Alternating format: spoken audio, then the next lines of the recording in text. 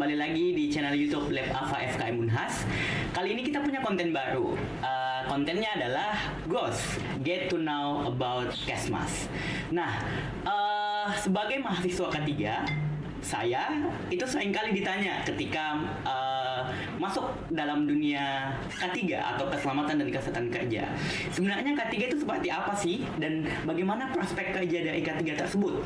Untuk menjawab pertanyaan-pertanyaan tersebut, kali ini saya ditemani oleh salah satu guru besar FKM Unhas dalam bidang K3, yakni Profesor Dr. Muhammad Lalu, SKM MKes. Selamat datang, Prof. Ya, selamat datang. Bagaimana kabarnya ini, Prof? Alhamdulillah sehat. Alhamdulillah. Nah, pertanyaan yang paling umum, Prof, ketika kita berbicara masalah K3 atau keselamatan dan kesehatan kerja, sebenarnya K3 itu apa sih, atau apa definisi dari K3, dan seberapa penting K3 dalam lingkup kampus tersebut, Prof? Oke, terima kasih. Jadi teman-teman semua yang mendengarkan ini mungkin isu yang lagi diangkat oleh teman-teman di lab ini ya, lab apa ini, bahwa kalau kita mengacu pada peraturan kita sendiri ya, peraturan pemerintah nomor 50 tahun 2012 tentang K3 itu sendiri, sebenarnya sudah jelas ada definisi yang tertulis di situ, bahwa K3 itu sebenarnya adalah segala kegiatan ya, dia semua kegiatan atau aktivitas yang memang dia menjamin dan melindungi kesehatan dan keselamatan tenaga kerja. Upayanya adalah melalui pencegahan kecelakaan dan pencegahan penyakit akibat kerja. Jadi dari definisi ini kita bisa melihat bahwa K3 itu sangat penting. Kalau teman-teman melihat nanti akan melihat bahwa dia memiliki fungsi adalah melindungi dan menjamin. Melindungi kesehatannya dan melindungi keselamatan tenaga kerja. Ini kan sebuah perbuatan yang sangat mulia. Kalau kita mau melihat ini adalah sebuah bagian dari tanggung jawab manusia kita sendiri. Kalau kita lihat dari sisi kemanusiaan, ini sudah luar biasa. Karena kita menjamin keselamatan, menjamin kesehatan, dan kita berniat untuk melindungi sehingga dia tidak terkena dari kecelakaan kerja maupun penyakit akibat kerja.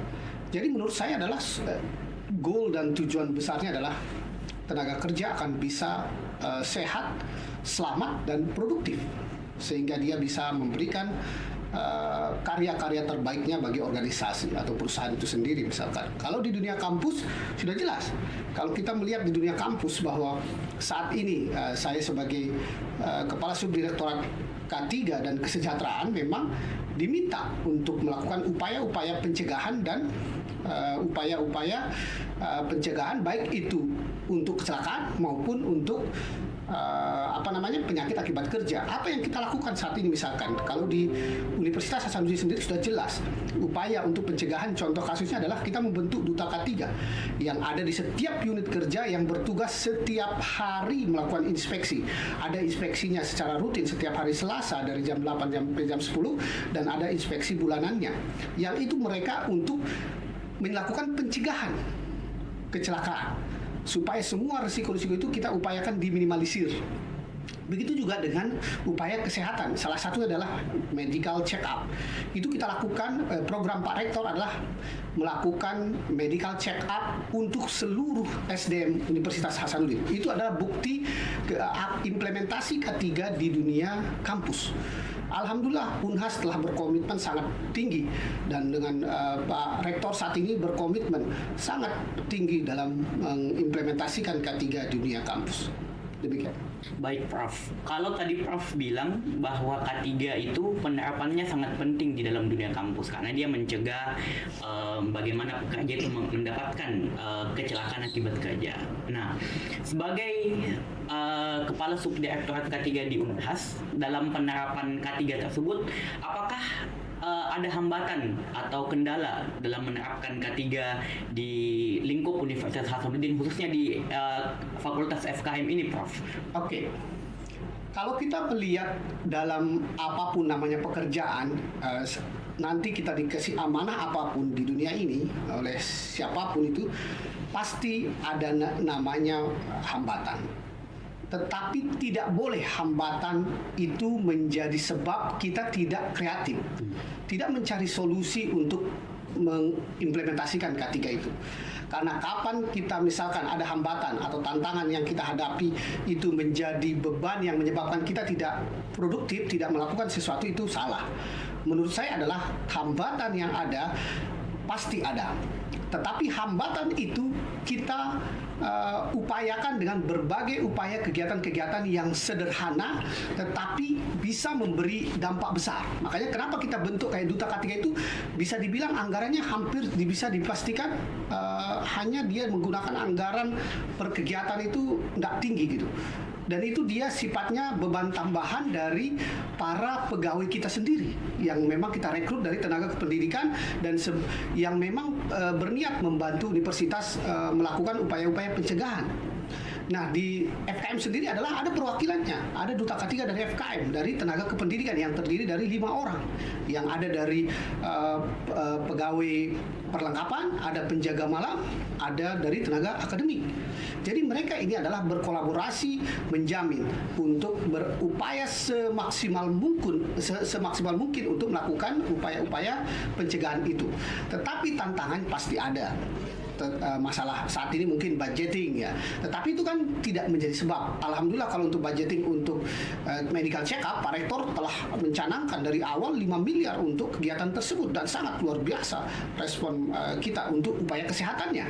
Tetapi untuk keselamatan memang ini menjadi catatan tersendiri. Ke depan harapan kami adalah memang anggaran keselamatan itu yang terkait dengan keselamatan atau safety harus dioptimalkan juga, dan semoga itu ke depan menjadi hal yang dilirik untuk menjadi prioritas, karena memang tidak hanya kesehatan tetapi ada juga sisi keselamatan yang tidak bisa dibilang penganggarannya harus juga besar. Baik Prof. Tadi Prof sempat mengatakan bahwa kegiatan-kegiatan sederhana yang kemudian dibuat dalam subbagian Direktorat K3. Nah, selain melakukan atau membuat Duta K3 dan membuat medical check up, apakah ada kegiatan-kegiatan lain yang dilakukan oleh Prof sebagai Kepala Subdirektorat K3 untuk kemudian menerapkan K3 dalam lingkup Universitas Hasanuddin ini, Prof? Oke, terima kasih. Salah satu yang belum saya sebut adalah volunteer K3 itu sendiri. Volunteer K3 ini kita rekrut dari mahasiswa. Nah, teman-teman mahasiswa ini telah terlibat sangat baik ya. Saat ini kita memang menggunakan jasanya atau rekrutan dari volunteer dari Departemen K3 yang ada di FKM Unhas. Jadi para duta K3, para volunteer K3 yang berasal dari mahasiswa ini, alhamdulillah saat ini setelah eksis memberikan edukasi kepada sivitas akademika, bahkan tamu-tamu, dengan selalu tampil di safety induction. Jadi setiap event baik nasional maupun internasional ini akreditasi ASIN, FIBA itu saat ini mereka selalu tampil untuk mengedukasi para tamu, mengedukasi sivitas untuk bagaimana dia sadar safety. Jika terjadi keadaan darurat, kegawat daruratan yang terjadi di saat event, mereka telah mengedukasinya. Dan itu perannya teman-teman para mahasiswa ini luar biasa menurut saya. Dia telah memberi andil peduli terhadap K3. Dan saat ini kita telah juga menyurati seluruh dekan Universitas Hasanuddin meminta untuk setiap fakultas untuk mengirimkan 6 orang duta, 6 orang volunteer dari kalangan mahasiswa yang akan nanti kita fokuskan pada aspek keselamatan berlalu lintas.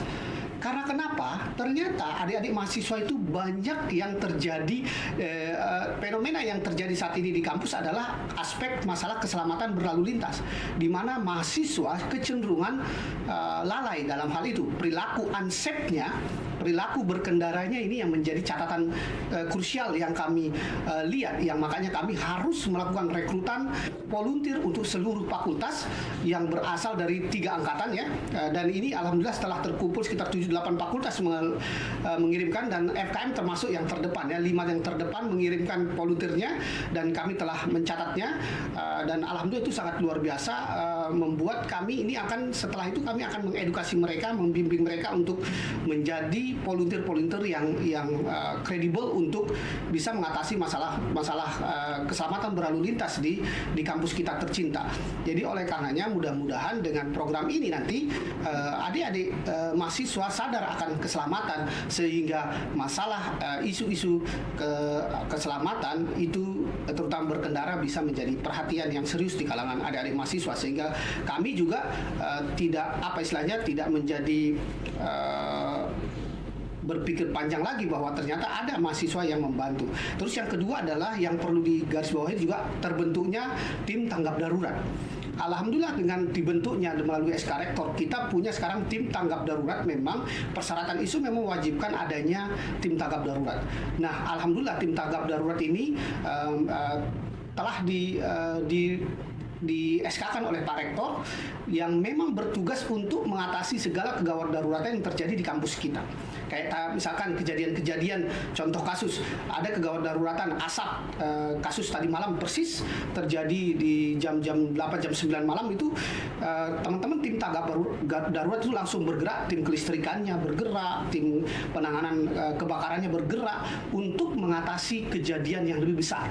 Sehingga pada saat dia bisa mengatasi dengan cepat, maka kebakaran, ledakan itu bisa dihindarkan, sehingga kebakaran gedung itu bisa kita selamatkan. Mungkin banyak orang tidak melihat bahwa mereka itu seolah-olah kecil perannya, tetapi bermakna sangat besar untuk keselamatan gedung kita sendiri. Jadi mungkin itu yang bisa saya. Ya, baik Prof.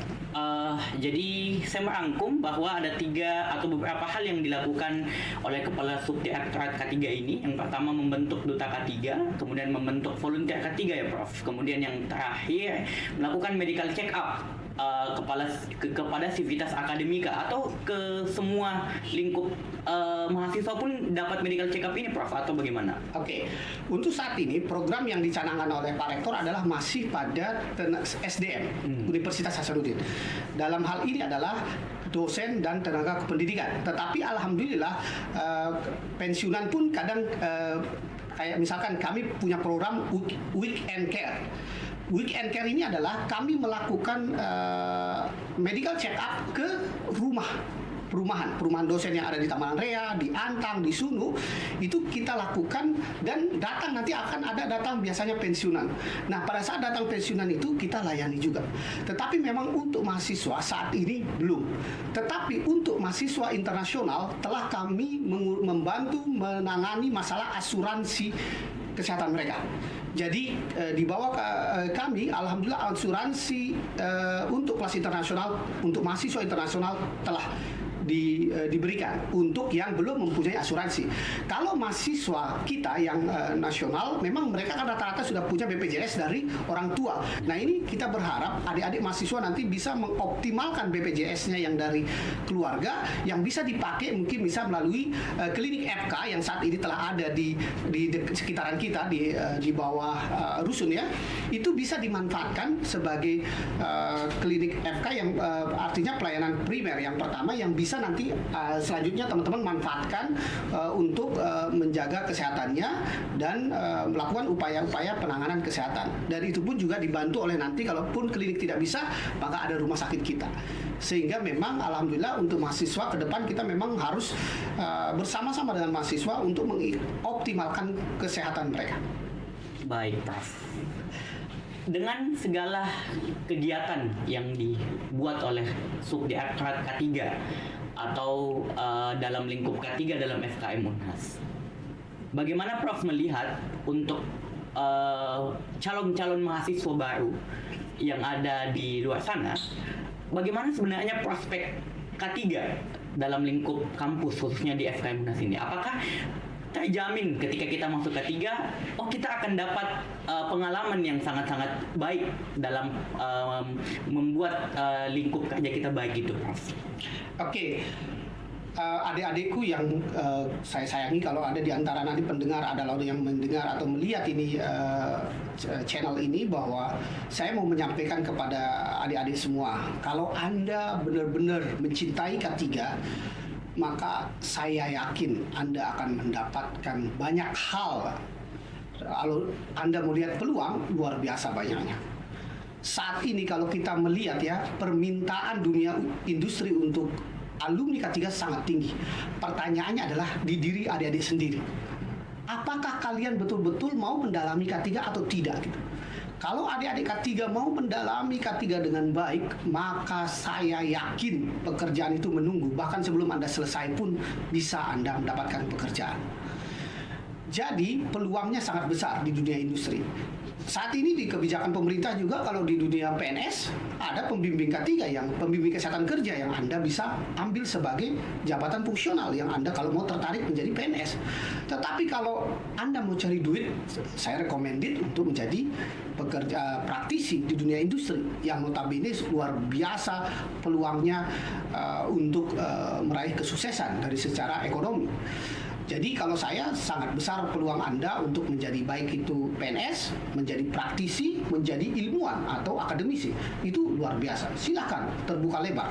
Kalau akademisi ya Anda harus konsen pada pendalaman keilmuan K3 Anda, baik level S1, S2 maupun S3 Anda. Karena memang akademisi kita tuntut sekarang bagaimana menguasai berbagai bidang di bidang K3 baik secara nasional maupun internasional. Makanya kalau saya peluangnya sangat besar.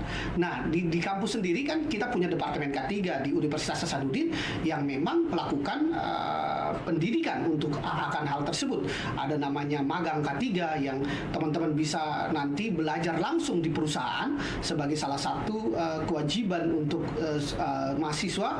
Dia ada SKS-nya yang wajib diambil, itu luar biasa. Terus ditambah lagi skripsi Anda nanti harus bermuatan K3, pasti itu. Dan dibimbing oleh orang-orang profesional di bidang K3. Saat ini kita kan telah berkolaborasi dengan berbagai pihak ya, tidak cuma teman-teman dari FKM sendiri yang mengajar, tetapi juga bisa diajarkan sekarang orang-orang K3 itu bisa diajar dari teman-teman dari teknik maupun dari intinya di luar FKM pun boleh mengajar. Praktisi juga kan dibolehkan sekarang mengajar.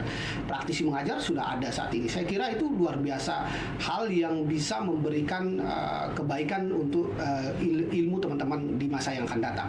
Terus untuk kalau saya sebagai kepala subdirektorat K3 sebenarnya kalau Anda mau seperti saat ini kan volunteer saya hampir semuanya kebanyakan saat ini masih dari Departemen K3 yang mereka belajar secara langsung masih menjadi mahasiswa untuk terlibat aktif mengimplementasikan K3 sesuai ISO 45001 karena saat ini memang kita sudah kita lakukan audit internal ya untuk ISO 45001 dan sementara kita berproses untuk audit eksternal ISO 45001 sehingga untuk menyusun dokumen K3 seperti apa yang diperlukan mereka akan sangat bisa mendapatkan ilmunya, lebih-lebih lagi penerapannya luar biasa.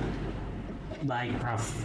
Itu tadi sobat-sobat K3, sobat-sobat AFA bagi yang mau masuk ke dalam dunia Kesmas, ternyata ada Departemen Keselamatan dan Kesehatan Kerja yang bisa dijadikan sebagai alternatif untuk bisa masuk ke dalam lingkup Kesmas itu sendiri.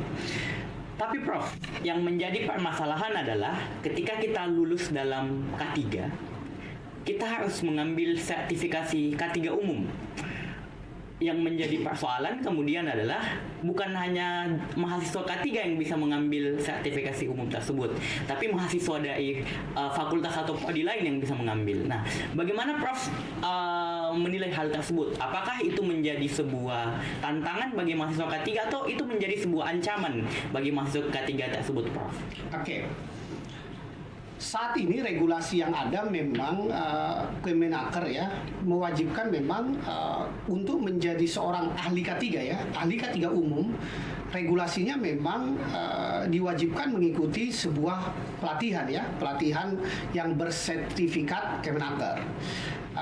Yang memang nanti kenapa Kemenaker itu mengeluarkan aturan itu memang harapannya yang bersangkutan akan memiliki kompetensi bidang K3, tetapi jika secara individu, tetapi jika dia juga nanti diberi tanggung jawab SKP namanya di perusahaan utusannya. Kenapa memang ini diperlukan? Karena memang kita kalau mau menjadi seseorang yang memiliki kemampuan yang diakui oleh kementerian dan mengikuti regulasi, maka kita harus ikut aturan itu. Nah, pertanyaannya sekarang adalah memang menjadi gelisahnya anak-anak K3 adalah selalu dia berpikir kenapa orang bukan K3 bisa ikut itu. Memang di dalam aturan tidak ada mengatakan bahwa wajib dia peserta itu wajib yang boleh mengikuti pelatihan itu adalah anak K3. Tidak ada memang penjelasan itu. Yang ada masih hanya dia diploma gitu. Bahkan ada yang bilang bahkan SMA pun kadang bisa masuk. Tetapi saat ini kan diploma atau sarjana boleh untuk mengikuti pelatihan itu. Tapi tidak ada pernyataan bahwa dia harus dari K3 gitu. Nah ini menjadi, kalau saya bukan ancaman, itu tantangan. Mengapa saya bilang kalau kita teman-teman meyakini bahwa Anda seperti yang saya bilang dari awal tadi, bahwa Anda dalami bidang K3 dengan baik secara keilmuan, secara value yang utama, value nilai yang ada pada diri kita semua, kita berupaya meresapi bahwa K3 ini adalah sangat penting untuk, seperti saya bilang tadi, menjamin dan melindungi tenaga kerja yang ada atau sivitas akademika kalau kita di kampus, maka itu saya yakin yang tidak merekrut Anda rugi.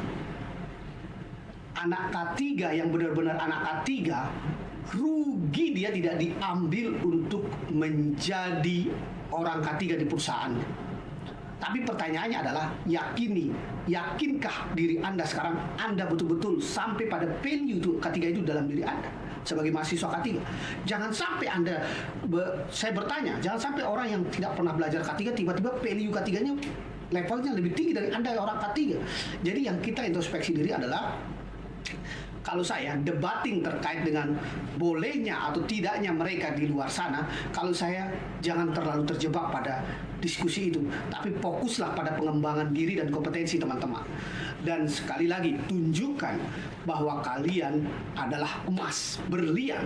Anda adalah berlian, anak-anak K3 itu adalah berlian yang rugi orang kalau tidak memilih Anda, karena Anda sangat bernilai. Sehingga penerapan K3 ada jaminan kualitasnya, mutunya dari anak-anak K3, Departemen K3 yang ada di Universitas Hasanuddin. Nah itu yang kita harus mulai tanamkan pada diri kita semua. Perbaiki diri terus-menerus, tunjukkan jati diri, alma mater merah bisa berjaya di kancah nasional maupun internasional, lebih-lebih di bidang K3. Baik, Prof.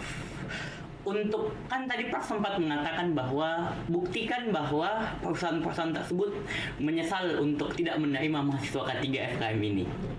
Berarti untuk mencapai hal tersebut, maka kita butuh sebuah kompetensi yang harus dimiliki oleh seorang mahasiswa K3 yang membedakan kita dengan mahasiswa-mahasiswa lain yang mengambil sertifikasi umum K3 tersebut. Nah, kompetensi atau kualifikasi seperti apa, Prof, yang harus kita miliki untuk membuat perusahaan ini menyesal tidak menerima kita nanti sebagai pekerjanya? Oke, yang pertama adalah value. Capaian pembelajaran kita ya, dalam capaian itu memang ada istilah beriman, bertakwa, itu kan value yang harus kita yakini bahwa keimanan, ketuhanan di dalam diri kita, agama apapun kita itu kan, kita punya Tuhan, kita punya agama yang didasari oleh keimanan, ketakwaan, yang mana pada saat kita punya value itu, maka kita berserah bahwa ini adalah tugas kemuliaan. Terus yang kedua, pada saat saya bilang tadi value, bahwa pada saat teman-teman value K3-nya itu tertanam karena kita diajarkan prinsip-prinsip K3 itu sangat baik di level S1 oleh para dosen-dosen senior ya yang ada di Departemen K3, itu kalau Anda resapi ilmu itu, maka itu akan luar biasa menjadi kelebihan yang tidak dimiliki oleh orang lain. Karena kalau mungkin di dalam pelatihan ada topik-topik itu, tetapi itu hanya sifatnya hanya 1-2 kali pertemuan selesai. Kalau ini 1 semester, 2 semester, 3 semester, bahkan sampai 8 semester Anda melakukan pendidikan terkait dengan nilai, terkait dengan kompetensi. Oke, manajemen risiko K3 diajarkan pada saat training, tetapi itu hanya berapa jam? Paling hanya 2-3 jam. Sangat banyak nih. Tapi Anda bertahun-tahun tetap pelajari. Siapa yang akan lebih jago, Anda atau mereka? Jadi kompetensi terkait dengan manajemen risiko K3, tentang prinsip dasar K3, bagaimana Anda mampu melakukan upaya-upaya pengendalian keilmuan hygiene industri yang Anda miliki, manajemen K3 itu sudah sangat luar biasa menurut saya. Walaupun kita sudah jelas manajemen risiko adalah salah satu yang kita andalkan ya, kemampuan memanage risiko mulai dari identifikasi hazard risikonya, baru kita mengukur ya, baru kita melakukan penilaian, pengendalian sampai pada evaluasi. Dan memang itu harus senantiasa secara kontinu dilakukan, dan ada juga penugasan skripsi itu sendiri juga, tidak main-main, magang lagi, Anda harus secara langsung di lapangan, itu luar biasa. Sehingga menurut saya kompetensi yang utama menurut saya adalah nilai dulu, yang ini menjadi sebab tantangan kita di dunia ketiga. Kalau yang namanya ilmu terapan itu tinggal semakin hari kita tingkatkan level experience kita, saya yakin teman-teman akan jago. Tetapi value itu yang susah. Nggak mungkin value itu lahir dari hanya pertemuan dua. Paling lama pelatihan K3 sekarang 2 pekan. Iya, betul. Bahkan ada yang BNSP kan hanya 2-3 hari. Iya, betul. Untuk menjadi ahli K3. Tetapi ada untuk menjadi ahli K3 bertahun-tahun, Pak. Ini menjadi catatan. Mudah-mudahan ini pemangku kepentingan kebijakan di level nasional, kementerian dalam hal ini, Kementerian Tenaga Kerja, kalau dia melihat di podcast kita ini, saya berpesan, mohon kementerian mengecek kembali, memanggil kembali teman-teman yang peduli terhadap K3, mengevaluasi kembali bagaimana ini teman-teman di Departemen K3, adik-adik kita yang belajar tahunan, masa mereka tidak diperhatikan? Bolehkah mereka itu langsung bisa bebas dari sertifikasi? Dia langsung misalkan mendapatkan jaminan ahli K3U.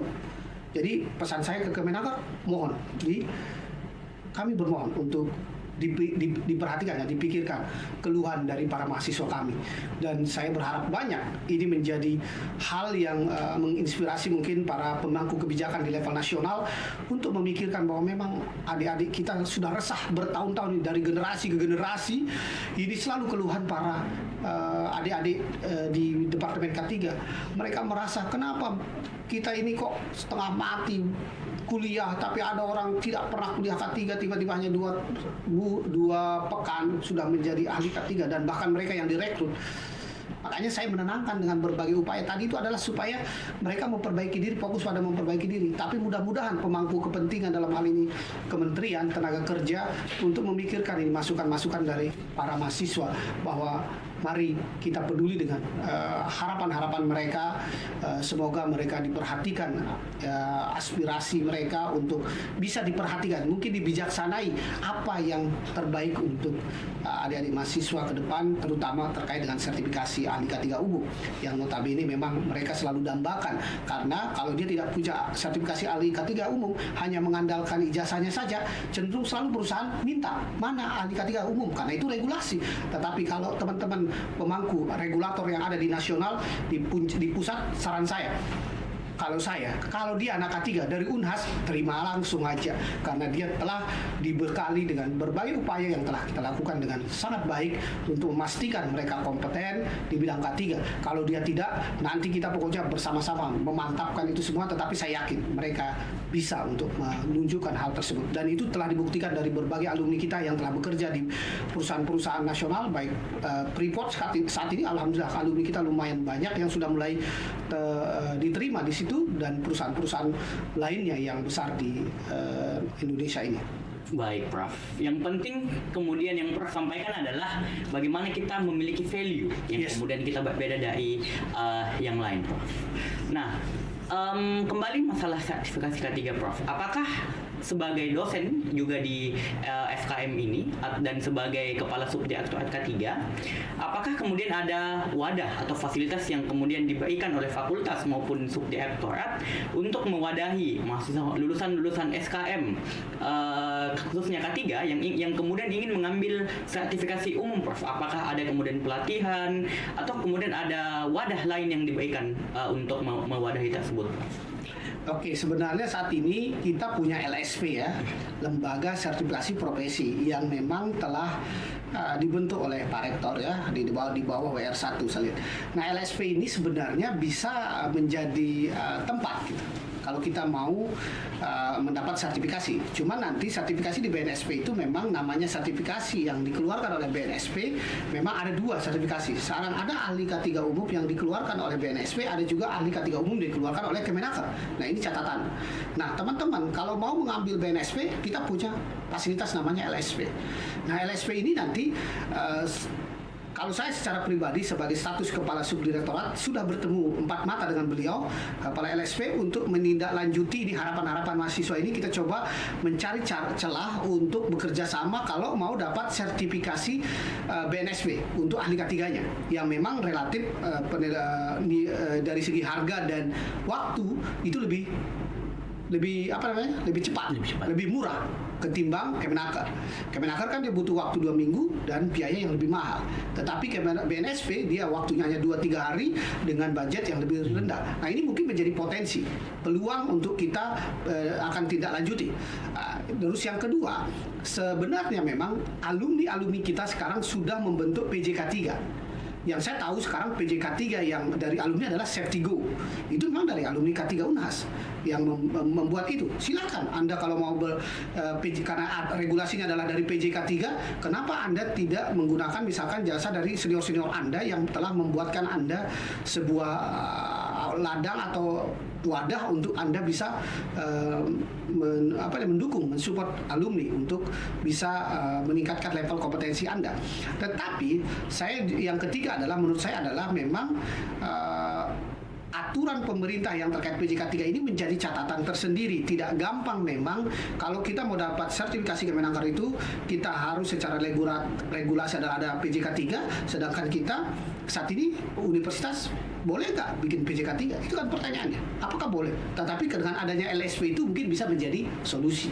Jadi saya setelah mencoba sekarang menggagas untuk mencoba, mudah-mudahan nanti didukung oleh departemen juga ya, untuk kita bersama-sama berkolaborasi memastikan untuk sertifikasi ahli K3 BNSP itu bisa lahir di Unhas dengan lebih murah, mungkin itu kan harapannya teman-teman, dan lebih terjangkau lah. Terus kalau untuk asesor, teman-teman nanti yang jadi asesor ahli K3 kan kebetulan kita beberapa orang di Departemen K3 telah menjadi asesor ahli K3 ya. Ada saya, Prof Yahya, ada Prof Samsia, Dr. Masita itu telah mengikuti kompetensi asesor ahli K3 yang memang di BNSP. Jadi teman-teman yang tertarik jadi asesor, kita bisa bersama-sama nanti mengasesi para alumni kita untuk menjadi seorang ahli di bidang K3. Jadi oleh karenanya tantangan kita ke depan adalah bagaimana memang K3 ini banyak hal yang harus kita menjadi PR besar untuk kita mensukseskan penerapan K3 baik di dunia kampus maupun di dunia perusahaan itu sendiri atau organisasi di luar kampus. Oke, baik Prof. Tadi sempat disinggung PJK3. Mungkin sobat-sobat AFA ini Prof belum tahu apa itu BNSP, apa itu PJK3. Kan kalau LSP tadi sudah dijelaskan, lembaga sertifikasi profesi ya. Iya. Ya, kalau PJK3 dan BNSP itu apa sih Prof? Itu sebenarnya untuk sobat-sobat AFA ini yang belum tahu. Iya. Jadi sebenarnya kalau BNSP memang itu badan standarisasi ya nasional yang dibentuk saat ini, alhamdulillah dia di bawah Kemenaker juga sebenarnya. Mereka sudah ditarik. Tapi kalau PJK3 itu memang dia yang bertanggung jawab ya, penanggung jawab teknis untuk pelaksanaan pelatihan kesehatan dan keselamatan kerja. Jadi mereka ini memiliki tanggung jawab diberikan oleh pemerintah, dalam hal ini Kemenaker, untuk boleh memberikan training gitu. Jadi dia yang akan mengedukasi calon-calon ahli K3, tetapi sertifikasinya nanti oleh Kemenaker. Oh, berarti jadi dia yang melaksanakan pelatihannya. Dia yang melaksanakan pelatihannya. Teman-teman PJK3 ini di SK-kan oleh kementerian memang sebagai PJK3. Tidak gampang untuk membentuk PJK3. PJK3 ini butuh modal besar. Dia sebuah perusahaan tersendiri ya, perusahaan yang bergerak, bertanggung jawab untuk melakukan pelatihan K3 itu sendiri. Tetapi nanti untuk ujian kompetensinya itu dilakukan oleh kementerian. Makanya ada nanti tim kementerian, selalu PJK3 bekerja sama dengan Kementerian Tenaga Kerja, baik itu yang level provinsi Dinas Tenaga Kerja ya, maupun di pusat pada saat ujiannya nanti. Begitu juga BNSP sebenarnya. BNSP nanti LSP itu menyediakan, misalkan mengurus LSP K3 misalkan melakukan kegiatan pelatihannya, BNSP membantu kita, LSP membantu kita bekerja sama dengan BNSP pusat untuk mengeluarkan sertifikat. Baik, itu tadi. Jadi sobat-sobat AFA ini jangan takut kalau mau masuk K3 dan bersaing dengan mahasiswa-mahasiswa lain. Ternyata ada wadah yang bisa diberikan. Yang pertama LSP yang kemudian masih diadvokasi oleh Prof Lalu ini. Kemudian yang kedua ada PJK 3 yang sobat-sobat AFA bisa ikuti untuk melakukan pelatihan-pelatihan K3. Nah, mungkin yang terakhir, sebagai mahasiswa K3 atau yang baru mau masuk ke mahasiswa K3 itu sendiri, apa yang harus kita persiapkan atau selama kuliah nanti? Apa yang harus kita lakukan? Apakah cuman fokus belajar K3 saja, atau ikut magang, atau masuk ke dalam subdirektorat K3 ini ikut-ikut volunteer, atau ada hal lain, Prof, yang harus kita lakukan untuk kemudian peluang karir kita ini bisa tercapai dan kemudian kompetensi yang Prof tadi bilang tentang value itu juga bisa kita miliki untuk kemudian masuk ke dalam dunia kerja. Ya, benar itu. Skill atau kompetensi yang dimiliki adik-adik, memang saya juga kurang setuju kalau hanya belajar saja. Jadi saya termasuk alumni atau mantan mahasiswa istilahnya yang juga kurang setuju saat ini sebagai dosen dan praktisi istilahnya. Saya kurang setuju adik-adik itu hanya mengandalkan fokus pada belajar semata kalau di dunia kemahasiswaan.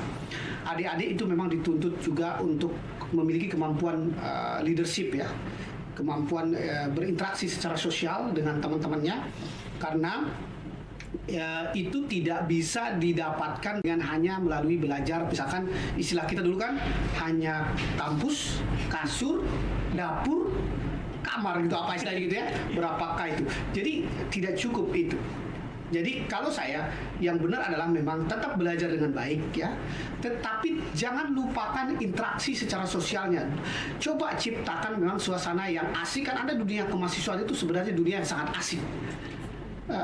Dunia kalau saat ini dunia kemahasiswaan dengan organisasi kemahasiswaan yang ada, kalau saya recommended ikut minimal satu organisasi kemahasiswaan yang ada, ikuti. Tidak mesti BEM, tapi ada organisasi ekstrakurikuler juga ada kan, ekstra kampus maksud saya. Apakah itu lembaga yang keagamaan misalkan, ataukah yang di luar misalkan, yang minat bakat, yang terkait dengan olahraga, sains, seni dan sebagainya, silakan Anda bisa ikuti semua. Itu akan mengasah kemampuan teman-teman berinteraksi secara sosial dengan orang lain. Karena nanti di dunia kerja, pada saat Anda telah bekerja, memang skill itu dibutuhkan. Baik. Tidak hanya Anda mengasah kognitif Anda semata, tapi psikomotorik Anda juga harus diasah. Bagaimana Anda berinteraksi dengan orang lain, bagaimana Anda mampu menahan emosi Anda, itu kan butuh pembelajaran sepanjang hayat istilahnya. Long life learning untuk itu perlu. Jadi saya berpesan adik-adik atau teman-teman yang akan mau mendalami K3, jadi yang pertama saya bilang belajar yang rajin, nomor 1. Yang sebelum belajar yang rajin, niat dulu ya, niat yang baik, terus belajar yang rajin, berinteraksi, belajar untuk mengasah skill-skill kompetensi dari segi keilmuan interaksi secara sosial, leadership Anda itu harus diasah. Jadi kalau ada peluang Anda untuk jadi ketua atau presiden BEM, silakan ambil. Presiden asosiasi, silakan ambil. Itu potensi yang besar untuk mengasah kemampuan Anda, dan yang akhirnya pada saat di dunia kerja Anda akan sangat gampang. Volunteer K3, saya welcome. Silakan teman-teman kalau mau masuk volunteer K3, saya sangat setuju. Semakin banyak volunteer, semakin banyak orang yang membantu saya menerapkan K3 di Universitas Hasanuddin di kalangan mahasiswa. Begitu. Baik, Prof. Itu tadi yang menjadi catatan, semakin banyak orang yang masuk ke dalam dunia K3, maka Prof juga itu semakin terbantu Jadi salah satunya adalah masuk ke dalam volunteer K3 itu, Prof. Jadi Prof sangat welcome bagi mahasiswa-mahasiswa K3 ya, Prof. Siap. Untuk Semua mahasiswa saat ini sudah dibolehkan. Tetapi memang prioritas untuk anak K3 saat ini dia prioritas karena dia yang memiliki kepahaman ya. Nah itu makanya di saat kita mau membangun fondasi kita butuh volunteer-volunteer yang paham dulu K3. Berikutnya memang saat ini kita minta dari setiap fakultas untuk menambah, tetapi jumlahnya pun masih 6 orang. Kalau volunteer dari FKM sendiri dalam hal ini Departemen K3 sudah berapa angkatan ini? Sudah ada yang sudah alumni volunteernya ya. Sudah ada sekarang regenerasi kami ciptakan. Iya, jadi jangan hanya kampus, rumah, tapi lagi dapur gitu. Iya. Kalau tadi Prof bilang, Iya. ada banyak kegiatan yang bisa dilakukan, entah ikut UKM kah atau Iya. masuk ke dalam volunteer K3 tersebut, Prof. Yang paling terakhir, Prof, kan kalau kita melihat K3 di Indonesia ini, itu yang menjadi fakultas itu kalau nggak salah cuman UI ya, Prof. Yang ada K3-nya yang ketika lulus dia menjadi SKKKK. Iya. Apakah kemudian itu ada pembedanya? Kan kalau kita di FKM menjadi SKM bukan SKK. Jadi yang dinilai adalah sarjana kesehatan masyarakatnya. Kalau di UI yang dinilai dia sarjana K3 gitu. Apakah ada pembeda di hal tersebut atau bagaimana, Prof? Oke, menarik. Ini pembahasan terakhir adalah isu yang menarik.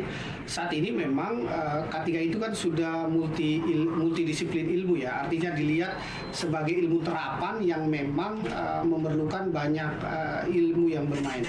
UI dan Undip ya. Sekarang Undip sudah ada. Iya. Jadi mereka telah membentuk prodi S1 K3. S1 K3. Ya, sarjana K3 istilahnya.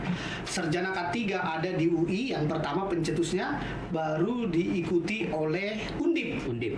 Nah, sekarang Unhas gimana gitu? Iya. Ini menjadi catatan bagi kita sendiri. Apakah kita akan mengikuti UI dan Undip atau kita akan tetap bertahan menjadi bagian salah satu pilar dari public health itu sendiri? Karena sebenarnya memang pilar public health itu kalau adik-adik mempelajari tentang 7 pilar public health itu salah satunya adalah kesehatan kerja memang. Bukan dia tulis K3 ya, tapi kesehatan kerja. Jadi kalau adik-adik baca literatur yang dulu, maka kalian akan tahu bahwa bagaimana sejarah Kesmas itu salah satu tiang penyangganya itu adalah kesehatan kerja. Nah sekarang, apakah tiang ini kita cabut untuk berdiri sendiri dengan seperti sejarahnya FKM? Di mana FKM dulu adalah bagian dari IKM di Fakultas Kedokteran yang akhirnya melahirkan FKM. Apakah kita saat ini seperti Prodi Gizi yang telah membentuk S1 Gizi, ataukah kita K3 akan menyusul menjadi Prodi S1 K3?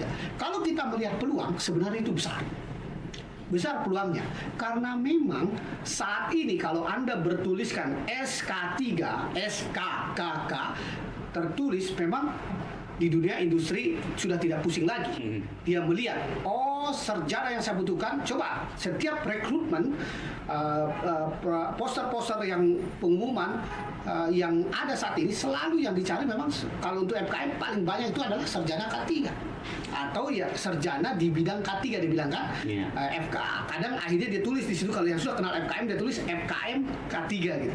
Tetapi kalau dia K3 tertulis, kalau saya secara pribadi luar biasa itu. K3 jauh bisa lebih berkembang. Cuman ada tantangannya. Tantangannya adalah masalah manpower atau sumber daya manusia kita itu sendiri. Kita harus memiliki sumber daya manusia yang banyak, yang cukup untuk melakukan pendidikan itu. Kalau FKM tertarik untuk membangun atau membentuk Prodi S1 K3, maka yang dia pastikan adalah sumber daya manusia harus disediakan.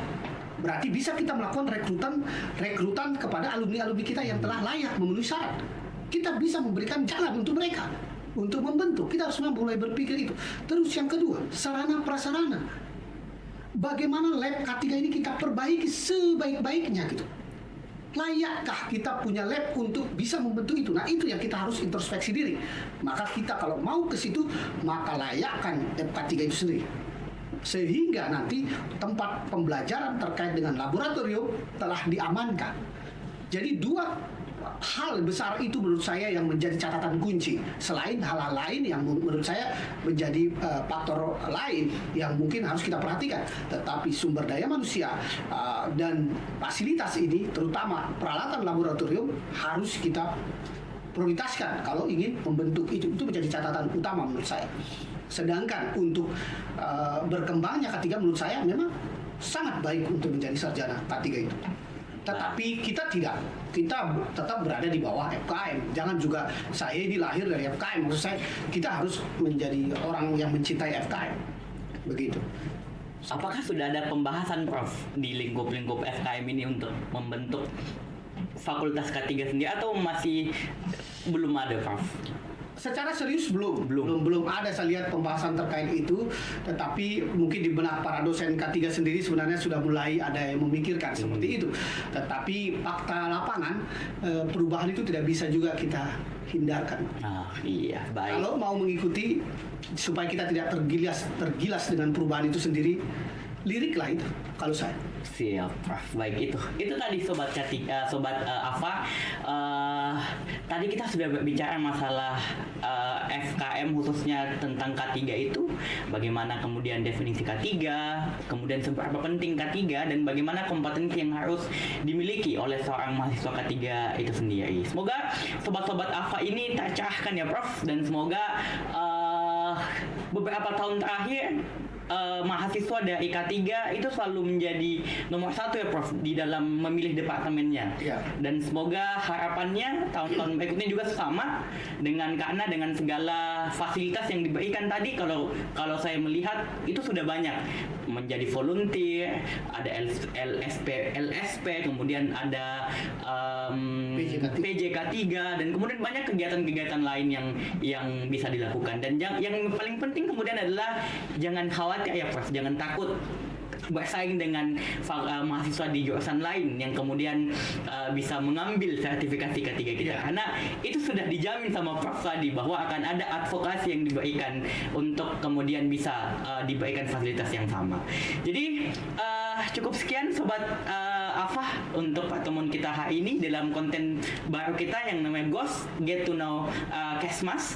Jadi sampai ketemu di pertemuan berikutnya, sampai ketemu di konten-konten berikutnya. Terima kasih Prof atas kehadirannya, sharing sessionnya. Terima kasih ilmunya, dan semoga ini bisa menyerahkan mahasiswa-mahasiswa ataupun calon mahasiswa sobat K3 di luar sana. Terima kasih dan sampai ketemu di pertemuan berikutnya. Dadah. Salam K3. Salam K3.